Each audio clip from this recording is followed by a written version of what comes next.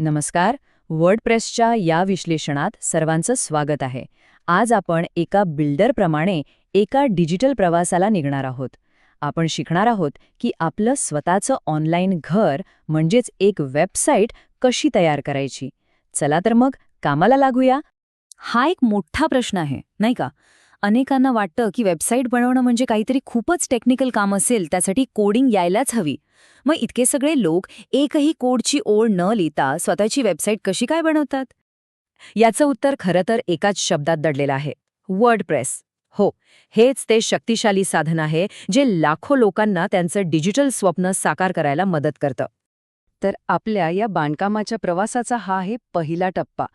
कोणतीही इमारत बांधण्याआधी तिचा पाया समजून घेणं किती महत्वाचं असतं, नाही का? अगदी तसंच वर्डप्रेस म्हणजे नेमकं काय हे जाणून घेणं आपल्या वेबसाईटसाठी खूप आवश्यक आहे. आता सोप्या भाषेत सांगायचं झालं तर वर्डप्रेस म्हणजे आपल्या वेबसाईटचा पाया आणि त्याचा संपूर्ण आराखडा. ही एक अशी सिस्टीम आहे जी आपल्याला आपली सगळी माहिती म्हणजे कंटेंट व्यवस्थित मॅनेज करायला मदत करते. आणि गंमत म्हणजे सुरुवातीला हे ब्लॉगिंगसाठी बनवलं गेलं होतं, पण आज तुम्ही यावर काहीही बनवू शकता. सगळ्यात महत्त्वाचं, हे पूर्णपणे विनामूल्य आहे. अच्छा, मग वर्डप्रेसचेच का? कल्पना करा की तुमच्याकडे एक जबरदस्त टूलकिट आहे. वर्डप्रेस अगदी तसंच आहे. हे वापरायला इतकं सोपं आहे की कोडिंगचं काही ज्ञान नसलं तरी चालतं. यावर तुम्ही साधा ब्लॉग बनवू शकता किंवा एखादा मोठा ऑनलाईन दुकानही सुरू करू शकता. आणि जसजसा तुमचा प्रोजेक्ट मोठा होत जाईल, वर्डप्रेसही तुमच्यासोबत वाढत जातं. आणि हो, तुम्ही कधीच एकटे नसता. मदतीसाठी जगभरातून लाखो लोकांचा एक मोठा समुदाय आहे. बरं, पाया तर पक्का झाला. पण आता येतो आपल्या प्रवासातला पहिला आणि सर्वात मोठा निर्णय. हे अगदी आपलं घर बांधण्यासाठी योग्य जमीन निवडण्यासारखं आहे. हा एक निर्णय आहे जो आपल्या संपूर्ण डिजिटल घराचं भविष्य ठरवेल. इथे ना 2 मुख्य मार्ग आहेत आणि अनेक जण इथेच गोंधळतात. पहिला आहे wordpress.org. हे म्हणजे स्वतःची जमीन विकत घेऊन त्यावर घर बांधण्यासारखं आहे. पूर्ण नियंत्रण आपलं, पण जबाबदारीही आपलीच. दुसरा आहे wordpress.com, जो एका तयार अपार्टमेंटमध्ये भाड्याने राहण्यासारखा आहे. सगळं सोपं आणि सुविधेचं, पण तिथे काही नियम आणि मर्यादा पाळाव्या लागतात. एक छोटासा सल्ला देतो: जर भविष्यात आपल्या साईटवर पूर्ण नियंत्रण आणि कमाईचं स्वातंत्र्य हवं असेल तर wordpress.org हा एक खूप चांगला पर्याय आहे. पण जर फक्त सुरुवात करायची असेल आणि टेक्निकल गोष्टींची डोकेदुखी नको असेल तर wordpress.com उत्तम आहे. एकदा का आपण आपली जागा निवडली की आता वेळ येते आपल्या वर्कशॉपमध्ये किंवा कंट्रोल सेंटरमध्ये प्रवेश करण्याची. वर्डप्रेस डॅशबोर्ड हेच ते ठिकाण आहे जिथे आपली सगळी हत्यारं, सगळी साधनं ठेवलेली आहेत. आणि या कंट्रोल सेंटरमध्ये जाणं खूप सोपं आहे. फक्त आपल्या वेबसाईटच्या पत्त्याच्या शेवटी WP admin असं लिहायचं आणि बस, आपण लॉग इन पेजवर पोहोचतो. ही पहिली आणि सगळ्यात महत्त्वाची पायरी आहे. आता डॅशबोर्डमध्ये काही महत्त्वाचे विभाग आहेत. पोस्ट्स हे आपल्या ब्लॉगसाठी, पेजेस हे अबाउट अस किंवा कॉन्टॅक्ट अस सारख्या स्थिर माहितीसाठी, अपिअरन्समधून आपण साईटचा लुक बदलू शकतो, प्लगिन्समधून नवीन फीचर्स टाकू शकतो आणि सेटिंग्जमधून बाकीच्या गोष्टी ॲडजस्ट करू शकतो. चला, आता आपल्या घराचा पाया आणि रचना तर तयार झाली आहे. आता वेळ आहे ते सजवण्याची. कंटेंट तयार करणं म्हणजे घरात फर्निचर आणि सजावटीच्या वस्तू आणण्यासारखं आहे.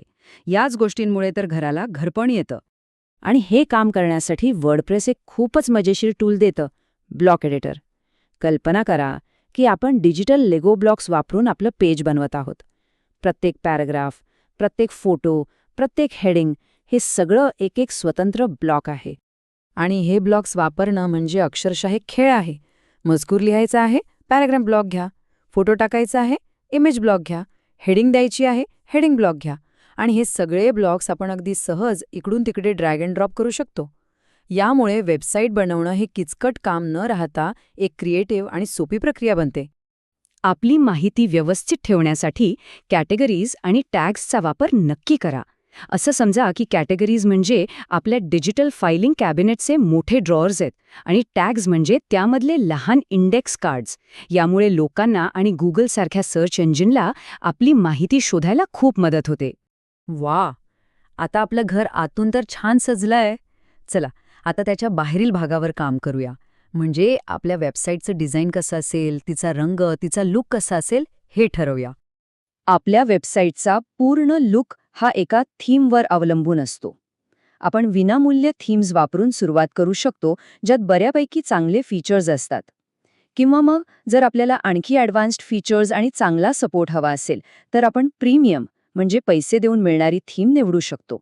आणि ही प्रोसेस इतकी सोपी आहे ना, फक्त काही क्लिक्समध्ये आपण आपल्या वेबसाईटला एक पूर्णपणे नवीन आणि प्रोफेशनल लुक देऊ शकतो. यावरूनच कळतं की वर्डप्रेस हे नवशिक्यांसाठी किती सोयीचं आहे. आणि ही प्रक्रिया अजून सोपी करण्यासाठी थीम कस्टमायझर आहे. म्हणजे आपण कोणताही बदल करतो तो लगेचच आपल्या स्क्रीनवर दिसतो. यामुळे आपल्याला नक्की काय हवं आहे हे ठरवणं आणि वेगवेगळे प्रयोग करून बघणं खूपच सोपं होऊन जातं.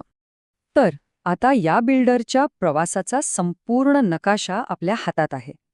आपल्याकडे साधनं आहेत, ज्ञान आहे आणि एक उत्तम प्लॅटफॉर्म आहे.